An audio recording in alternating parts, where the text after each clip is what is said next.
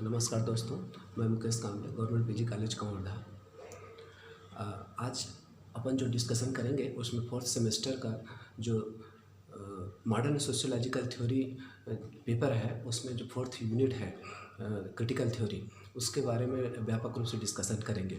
आज का जो लेक्चर है वो दो पार्ट में डिवाइडेड है।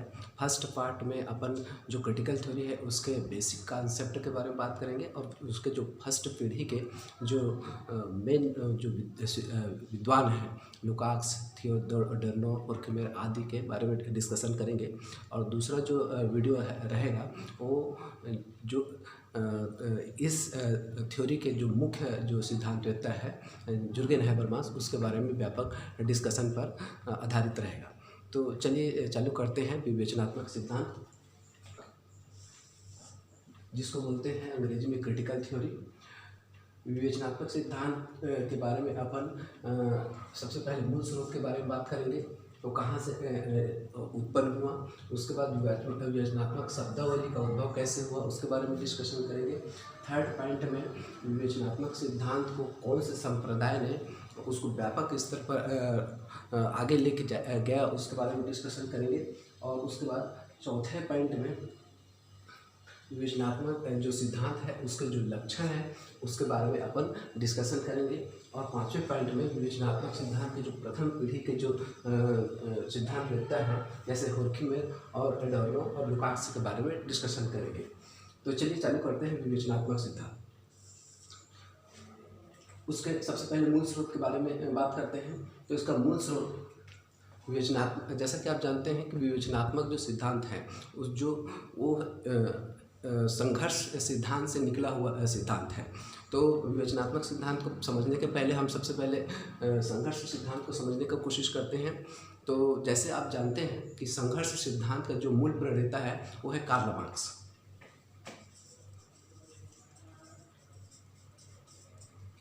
कार्ल मार्क्स ने अपने संघर्ष सिद्धांत में जो उत्पादन शक्तियाँ हैं, उत्पादन संबंध हैं, उत्पादन जो प्रणाली है उसके बारे में व्यापक रूप से डिस्कशन किया हुआ है।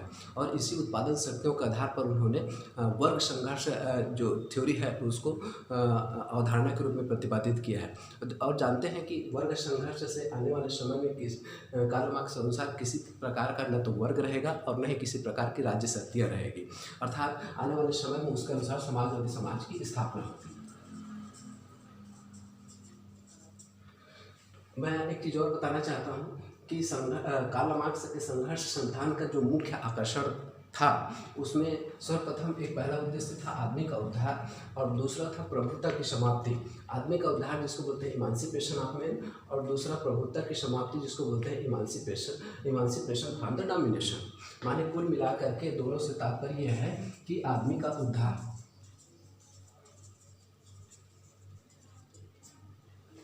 उसको शोषण से कैसे मुक्ति दिलाया जाए। ठीक है, तो विवेचनात्मक जो सिद्धांत है इसी संघर्ष सिद्धांत का और आगे रूप है, उसका विस्तृत रूप है। माने कहने का मतलब ये है कि जो विवेचनात्मक सिद्धांत रहता है वो कार्ल मार्क्स के सिद्धांत को, कार्ल मार्क्स के संघर्ष सिद्धांत को वर्तमान समय के अनुरूप कैसे उसको सुधार किया जाए, इसके ऊपर उन्होंने व्यापक रूप से डिस्कशन किया हुआ है। ठीक है, क्लियर हो गया कि मूल स्रोत कहाँ से है। विवेचनात्मक सिद्धांत का मूल स्रोत संघर्ष सिद्धांत से है और संघर्ष सिद्धांत की जो मूल उद्देश्य था कि आदमी का उद्धार, इसी आदमी के उद्धार को फील्ड में या वर्तमान समय अनुरूप में उसको कैसे और अच्छे से इम्प्लीमेंट किया जाए, कार्यान्वित किया जाए, उसको विवेचनात्मक सिद्धांत आगे बढ़ाने का कोशिश किया है।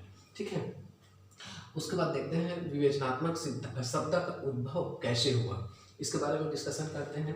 तो विवेचनात्मक जो शब्दावली है कैसे आया, इसके बारे में थोड़ा सा अपने को पीछे जाना पड़ेगा। एक्चुअल में क्या हुआ कि यूरोप में जब 18वीं सदी में प्रबोधन काल हुआ तो वहाँ के जो सुधारवादी जो व्यक्ति थे, मानववादी जो व्यक्ति थे, वो वहाँ के समाज को और व्यक्तियों के संबंध को नए तरीके से परिभाषित करने का कोशिश किया। क्या हुआ कि देखें कि जब 18वीं सदी में प्रबोधन काल हुआ तो उन्होंने धर्म ग्रंथ और धर्म का अध्ययन किया और पाया कि धर्म ग्रंथ जो है मानव संबंधों पर व्यापक रूप से असर डालते हैं, उसको उनके जो संबंध है उसको जकड़े हुए हैं, जिसके कारण क्या है व्यक्ति खुल करके अपने विचार को व्यक्त नहीं कर पा रहा है।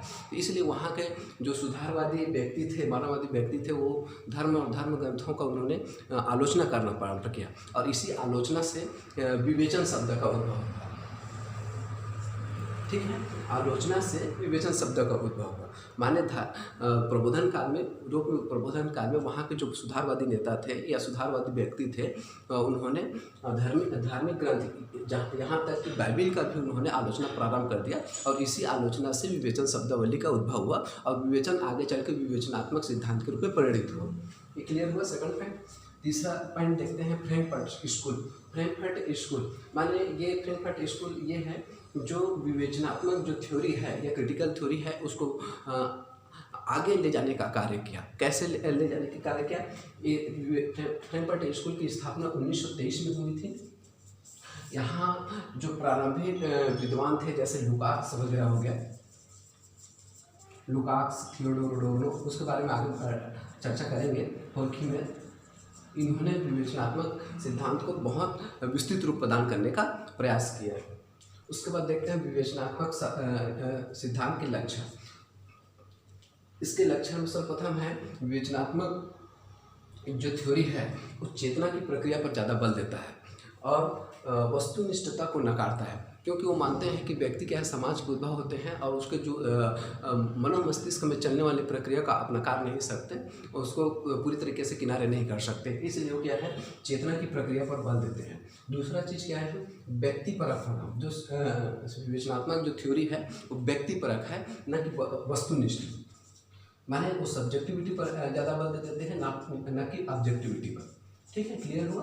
उसके बाद है तीसरा पॉइंट, जो विवेचनात्मक जो थ्योरी वाले जितने भी विद्वान हैं वो कार्ल मार्क्स के द्वंद्वात्मक भौतिकवाद को नकारते हैं और हीगल के द्वंद्ववाद की ओर आगे आते हैं।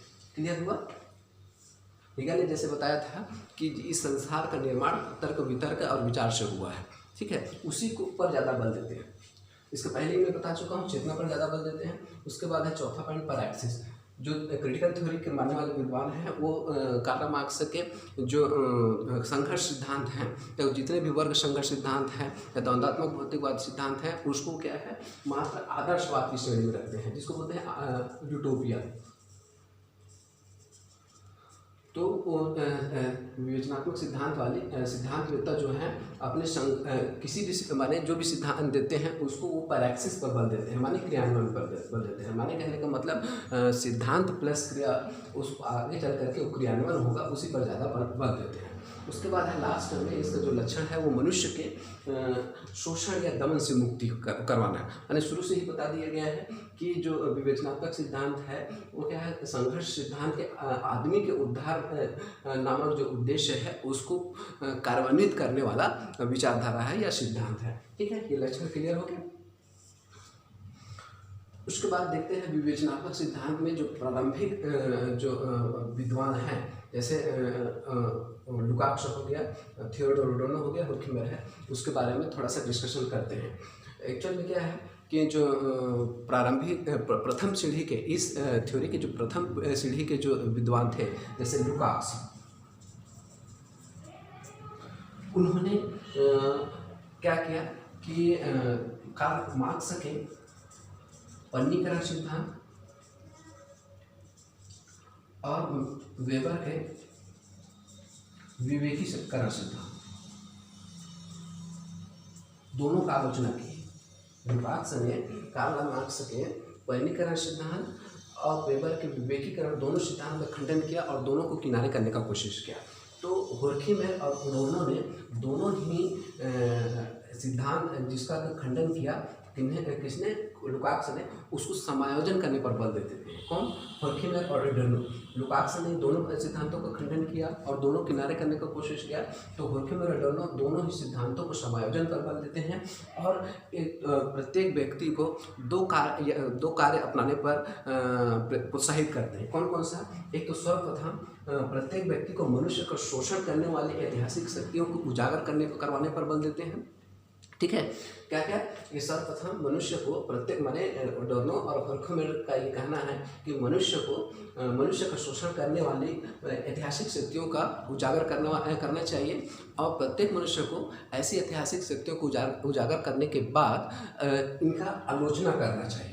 तो कुल मिलाकर के ये जो उद्देश्य यहाँ आ करके क्लियर होता है कि माने कैसे आदमी का उद्धार किया जा सकता है। सर्वप्रथम मनुष्य का शोषण करने वाली ऐतिहासिक शक्तियों को उजागर करना है और उस ऐतिहासिक शक्तियों को उजागर के बाद उसकी आलोचना करना है। इन तीन प्रकार का मूल उद्देश्य ये था कि जो समाज के अंदर रह रहे आम आदमी या जमीन से जुड़े लोगों के सामाजिक समस्याओं का उजागर करना है। ठीक है। लास्ट में कह सकते हैं कि विवेचनात्मक जो सिद्धांत है वो कार्ल मार्क्स के संघर्ष सिद्धांत जो आदमी का उद्धार और प्रभुत्व की समाप्ति है वो थ्योरी लेवल पर है, उसको क्या है वो फील्ड लेवल पर लाने का कोशिश करते हैं, उसको इम्प्लीमेंटेशन करने का कोशिश करते हैं, प्रैक्टिस करने का कोशिश करते हैं। ठीक है। Thank you.